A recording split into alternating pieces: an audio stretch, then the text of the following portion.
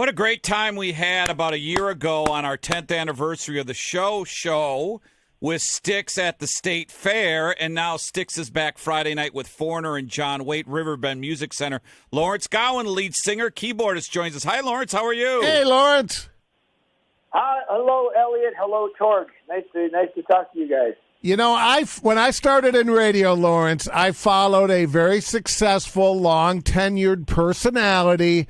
So I have to ask you, how long after joining the band before you were no longer the new guy?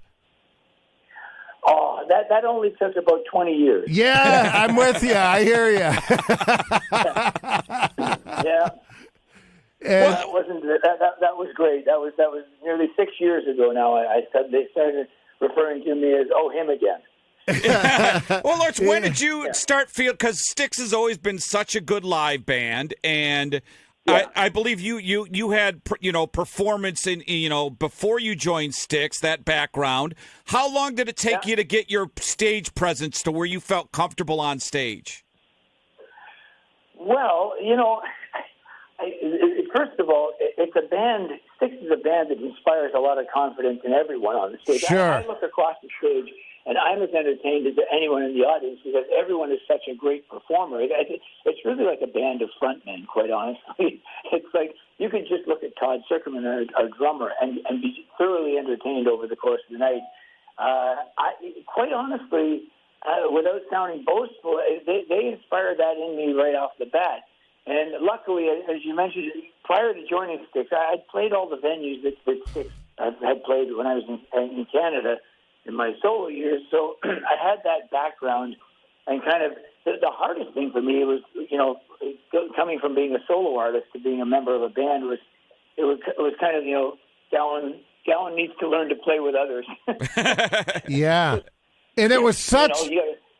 It was such a perfect fit, though. I mean, you embrace it. You kind of stole the show the night we saw you. We were, what, 5th row, Torg, 10th row? Yeah. Something like that. Buddy, you are a performer through and through. It's a perfect fit. Well, thank you for saying that. I mean, I feel that it's, like I say, it's a band, and it's the kind of music that you really do engage the audience in a very obvious way. It's just that kind of music. You're relating to these lyrics and these songs, these melodies, and I just feel like they're actually quite a joy to perform. Lawrence, too, it's I've probably seen you guys, I don't know, maybe 30 times. I'm friends with JY and friends with Terry and friends with George, and we'll get to that in a little bit. So I've seen you guys an awful lot. And it's JY's right. Last time I talked to him, he goes, Torg, I think we're getting better and better. I have to agree. You guys get older, but I think you guys get better.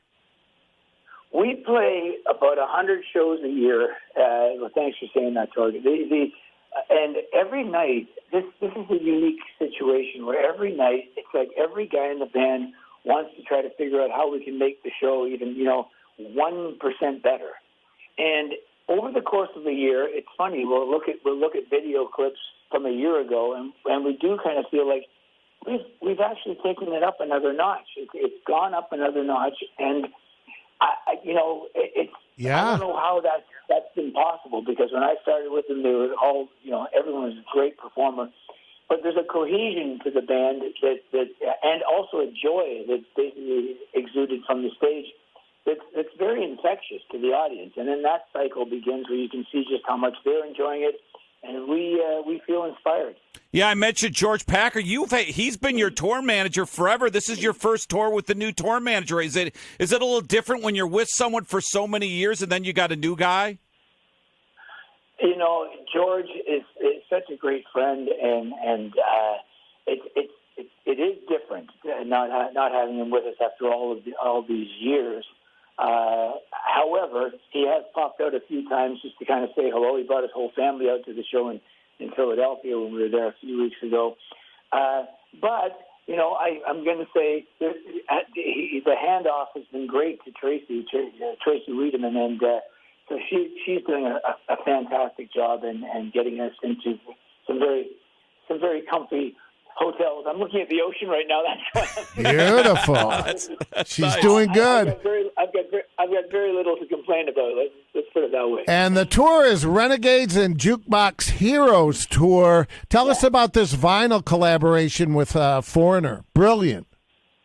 We decided we should do this with Foreigner.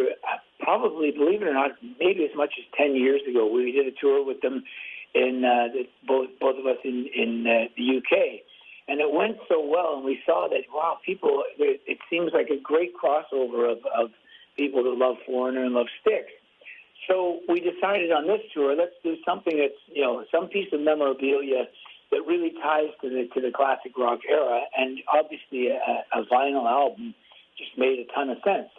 We cannot keep enough of them in the truck every day because they sell out every single night. It's really been astounding just how much people have embraced this notion, and it's charted on Billboard just from the sales from the shows, and that's quite astounding, really, quite frankly. And the tactile experience of holding an album, all this vinyl resurgence, is all part of how classic rock has withstood decades of existence, and people love having some memento, something to kind of to represent that.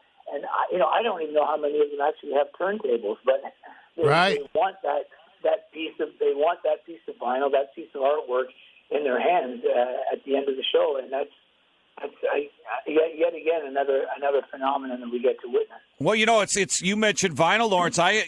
Grand Illusion Side 1. It's hard to beat that. Like it's when you think of classic albums in rock, Grand Illusion Side 1 is about as good as it can get.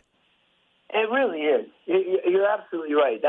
Going from Grand Illusion through Fooling Yourself, I think it was them getting Side 1, Superstars, and then Come Sail Away. That encapsulates an era of music that really is quite astounding. Did I get it right, by the way? I hope I got it right. No, you got it right, yes. And then I think songs on the other side, is it Miss America on the other side? Miss America's on side, too. Miss America's in every show. JY still delivers that with fantastic panache every single night.